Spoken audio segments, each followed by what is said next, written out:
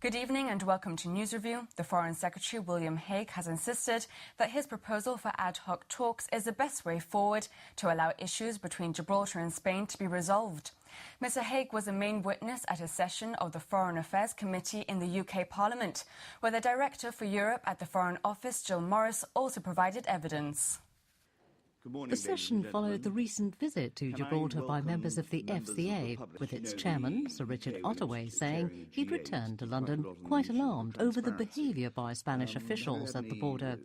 He said they were, in effect, strangling the Gibraltar economy, as a result of which trade is down by 12%. Mr Ottaway mentioned the British policy of trying to calm things down was not working.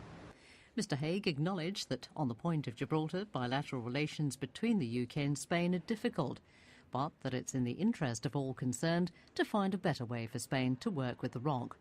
In this respect, the offer of ad hoc talks remains on the table. On being pressed on the adoption of a tougher posture with Madrid, the Foreign Secretary insisted that, for the moment, it's right to maintain the current stance, although did not rule out the option of taking the matter of the border delays to the European Court of Justice. Jill Morris confirmed London had not seen the letter from the Spanish government to the European Commission, setting out in detail what they're doing to fulfil recommendations made by the Commission. She said the British government continues to discuss this in Brussels and Madrid to urge the Spanish government to make the necessary changes to reduce the delays at the border, which the Director for Europe added would make a difference. The Foreign Secretary assured the people on the ROC that the British government's commitment to sovereignty is absolute and that they should have no concerns about that. And the Chief Minister has welcomed the Foreign Secretary's assurance that the UK will not rule out any action to protect Gibraltar's sovereignty and waters. William Hague's address to the Foreign Affairs Commission followed Mr Picardo's own evidence session, where he said the UK should distance itself from the Spanish line that the two countries shared an excellent relationship. Speaking to GBC in Washington, D.C., following his address to the Heritage Foundation, Mr Picardo said the political connections in the US were bearing fruit. Jonathan Sacramento first asked him about the business meetings he'd had. Well, that's exactly what it is that we are trying to ensure happens. We're trying to use this trip, as we did the earlier trips, to ensure that we get the commercial links going. You've already seen the American Chamber of Commerce has been launched in Gibraltar.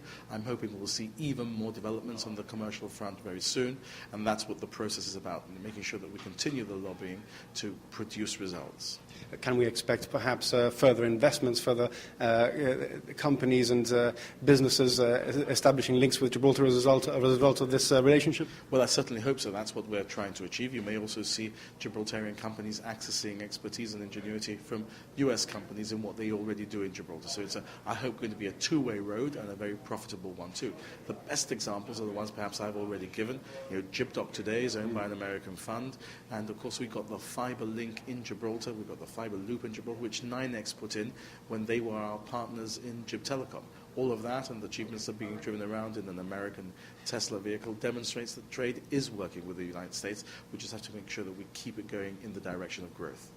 The Heritage Foundation is a conservative group. Any mention of the fact that you're a socialist giving an address here at these premises? Well, not at all, because we're talking about our principles which transcend ideology. I've also been to the Center for American Progress, which is the left-wing think tank. It's important that we get these issues across to all those who may be relevant in government in the future, who influence government thinking in the United States, across the aisle, as people say in America when they're talking about cross-party positioning. Can I have your thoughts on the intervention by, well, the interview with William Hague by the Foreign Affairs Commission, which was published recently? Well, I saw that the Foreign Secretary was answering questions which the Foreign Affairs Committee put to him after their evidence-taking session in Gibraltar. They, I think, expressed to him a lot of the frustrations that I was expressing to them and which they were picking up in their communications with other Gibraltarians and what they were seeing on the ground.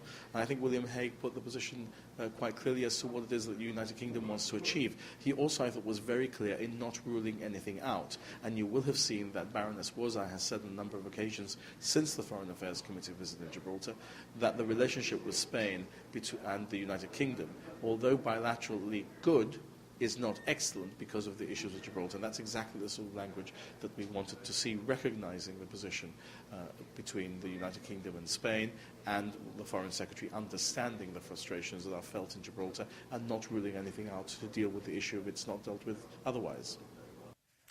The Spanish Ministry for the Environment has written to one of the companies supplying bunkers in Gibraltar, alleging it was carrying out activities contrary to the Spanish royal decree.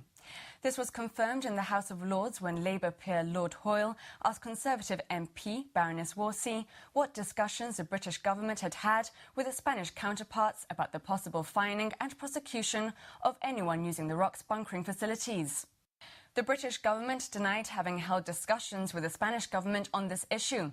Baroness Worsey confirmed the British embassy in Madrid had protested against the action, pointing out that the company operated under a licence issued by the Gibraltar Port Authority and rejecting any effort by Spain to exercise control over British Gibraltar territorial waters as a violation of British sovereignty. A group of citizens opposed to the siting of the new national football stadium at Europa Point have organised themselves into a group and are planning a strategy ahead of next month's meeting of the Development and Planning Commission that will consider the building application. Their first action has been to take to the streets a petition that calls on the authorities to reconsider the site.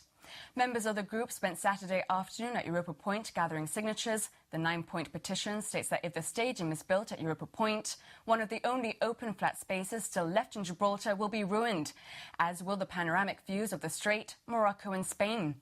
It says the stadium would change the iconic profile of the rock and lead to traffic problems on match days. And hot on the heels of the football stadium debate and the Marriott Hotel, now a housing project on Europort Avenue is at the centre of another petition. A number of concerned parents whose children attend Governor's Meadow First and Bishop Fitzgerald have organised themselves into a group. They want the project that will see new rental flats for the elderly reconsidered. The group has stressed that they are not politically motivated and they are not a pressure group. They are simply a number of parents wishing to voice their opinions and concerns about the building of Charles Brisson House. We've asked around to have a general opinion of what other, what other mums feel. And we've had an overwhelming response because everybody seems to be having the same difficulty. I mean, you can see now that the access point to the school, at least Governor's Meadow, is very, very restricted. We've learnt now as well that the building is going to be up against the school fence, so obviously that will encroach on the school boundaries. At the moment, we're also concerned about the emergency entry and exit points to the school. At 3:15, you find the mums of 300 students all coming along to a very narrow school gate, and there's a lot of pushing and trying to grab very young children, and we're very concerned that one of the children may get lost. And that is our concerns at the moment, and the construction hasn't even started.